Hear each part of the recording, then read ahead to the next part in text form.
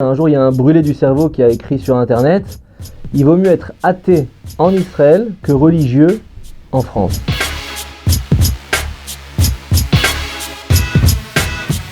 Bien sûr que c'est une mitzvah d'habiter en Israël, comme c'est une mitzvah de se marier. Maintenant, le problème, c'est quoi? C'est quand? C'est comment? C'est une très grande mitzvah, d'après certains d'ordre toraïque, mina Torah, selon d'autres, midé Rabbanan.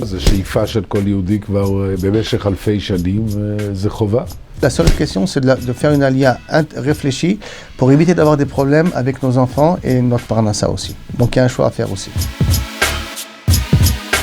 C'est important d'avoir de bons contacts avec les Israéliens pour bien s'intégrer, pour passer toutes les épreuves qu'Aret Israël nous impose. S'intégrer au monde israélien, non. Se perfectionner avec les Israéliens, oui. Techniquement, il faut absolument dans ce pays parler l'hébreu et connaître un petit peu comment le système israélien marche. Maintenant, s'intégrer vraiment avec le milieu israélien, on n'est pas obligé. En France, ça veut rien dire. En Israël, dans certains quartiers, ça veut rien dire. Mais dans certains quartiers, ça veut dire quelque chose et ça implique pour chaque kippa un mode de vie certain. Dans tous les cas, on ne doit pas juger personne selon sa kippa, ni ses sandales, ni autre chose. C'est pas important. Ce qui est important plutôt, c'est plutôt de choisir un bon rav et un bon Beth Midrash. Dans le fond, ça n'a aucune importance.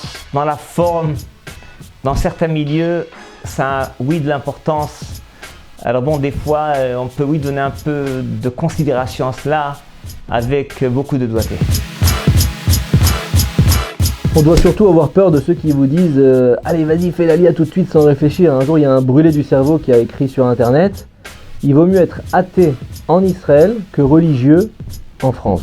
C'est complètement débile.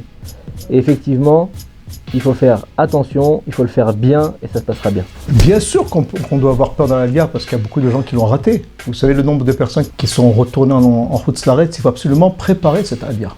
Non, peur, jamais peur, parce que Hachem est toujours là à nous accompagner, diriger.